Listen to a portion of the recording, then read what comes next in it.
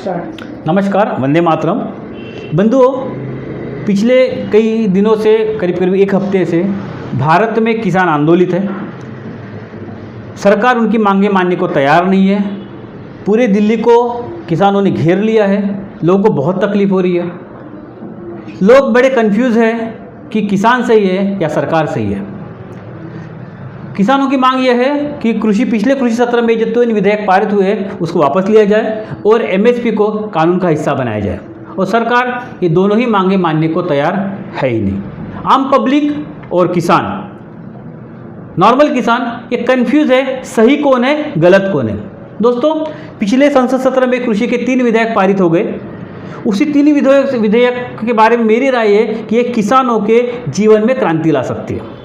कैसे, ये मैं बताने का प्रयास कर रहा हूँ। बंधुओं, किसानों को अपने माल को, अपनी उपज को मंडी में बेचने की आज़ादी मिल गई। वो सिर्फ मंडी में नहीं बेच सकता, वो कहीं पे भी जहाँ पे उसको रेट ज़्यादा मिले वहाँ पे बेच सकता है। इसके फायदे के बारे में मैं बताना चाहूँगा कि बंधुओं, मैं चंद्रपुर में हूँ, महाराष्ट्र के चंद्रपुर जिला के हिस्से में बैठा हूँ। यह तेलंगाना को लग के हिस्सा है। यहाँ के किसान, चंद्रपुर यवतमाल के किसान पर्टिकुलरली कपास की खेती बहुत ज़्यादा मात्रा में करते हैं। वो कपास बहुत ज़्यादा उगाते हैं और एशिया की सबसे बड़ी लार्जेस्ट मंडी यह चंद्रपुर यवतमाल को लग के तेलंगाना का डिस्ट्रिक्ट, जिसको आदिलाबाद डिस्ट्रिक्ट कहा जाता है, वहाँ पे है।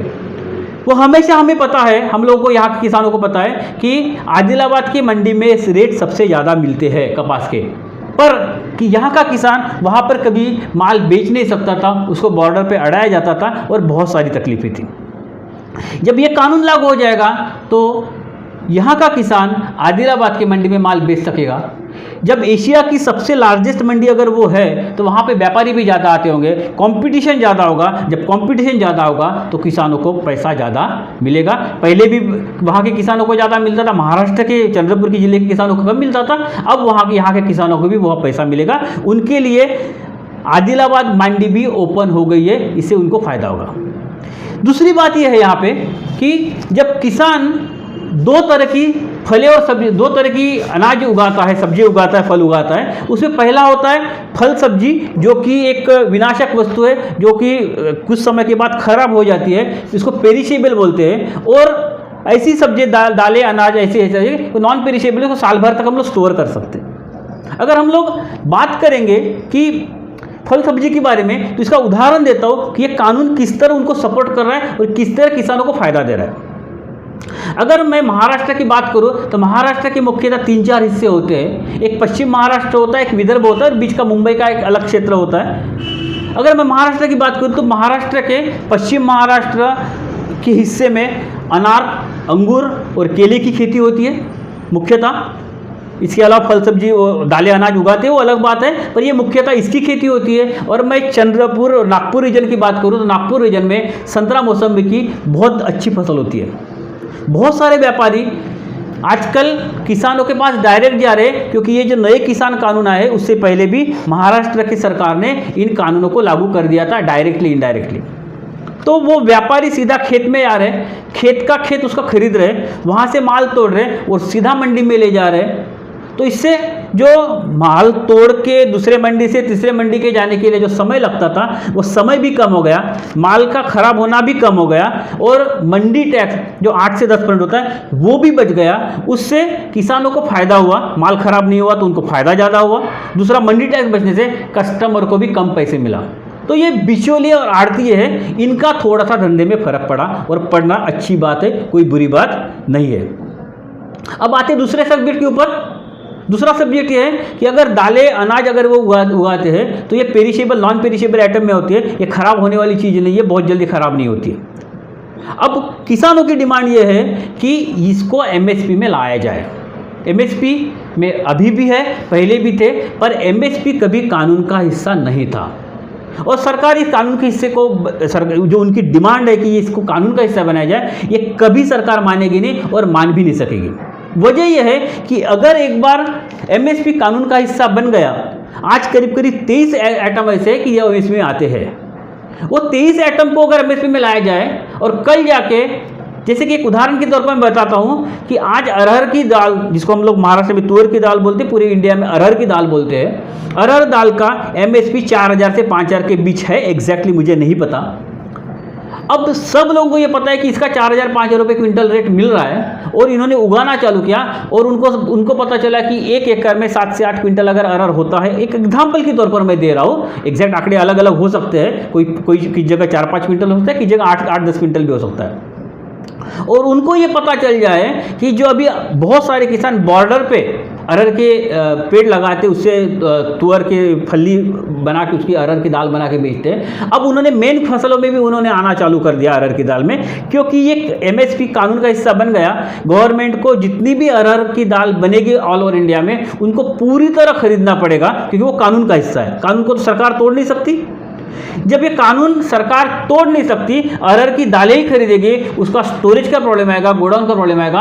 और दूसरी बात कि भविष्य में लोगों को ये लगेगा कि अरहर से पैसा मिलता है, तो पूरा का पूरा अरहर लेगा, गेहूं चावल नहीं उगेगा, देश में अराजकता का माहौल पैदा हो जाएगा।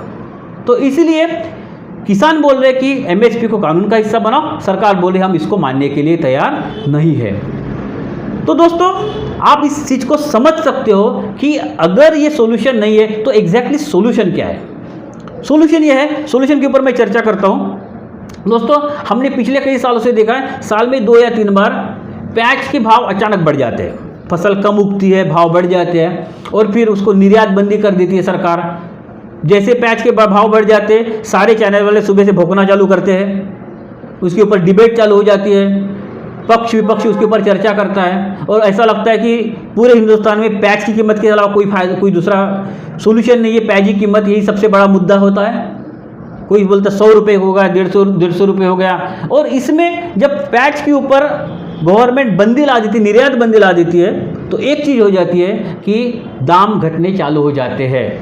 तो किसान का इसमें बहुत भारी मात्रा में नुकसान होता है। उसको फ़ायदा मिलने का 1-2 साल में 2-3 मौके मिलते हैं, पर वो फ़ायदा नहीं कर पाता, उसका बहुत भारी नुकसान हो जाता है। तो सॉल्यूशन ये है कि निर्यात बंदी कभी लागू मत होने देना, भले चाहे कितने भी रेट बढ़े।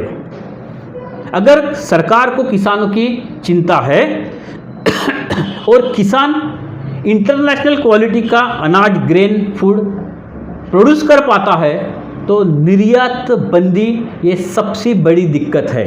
अगर ये दिक्कत सरकार हटा देती है तो किसानों को आज़ादी मिलेगी, वो भारत में ही नहीं पूरे विश्व में अपने माल को निर्यात करके अपना पैसा कमाएगा। अगर सरकार को लोगों की इतनी चिंता है, गरीबों की इतनी चिंता है, जिस तरह PDS सिस्टम के थ्रू लोगों को दाल, अनाज, चावल, सब्जी सब दालें, अनाज, ये सारा PDS सिस्टम के थ्रू लोगों को कम रेट में वो सप्लाई करती है, ज़्यादा रेट में लेके, उसी तरह बाकी सारी चीज़ें जैसे कि फल, सब्जियां, अनाज, दालें, ये भी PDS सिस्टम के थ्रू कम पैसों में लोगों को प्रोवाइड किया जाता है, सप्लाई किया जा सकता है और इससे किसानों का नुकसान नहीं होगा। सरकार को जो लोगों को सहूलियतें देनी है, वो सहूलियतें वो सरकार दे पाएगी और ये एक सोल्यूशन है। इस सोल्यूशन पे सरकार ने काम करना चाहिए। दोस्तों, अगर मेरा ये चैनल, मेरे ये विचार आपको पसंद आते हैं तो आप अभी इस चैनल को लाइक कीजिए, सब्सक्राइब कीजिए, शेयर कीजिए और मेरे हौसले को बढ़ाने की कोशिश कीजिए। थैंक यू, धन्यवाद, वंदे मातरम।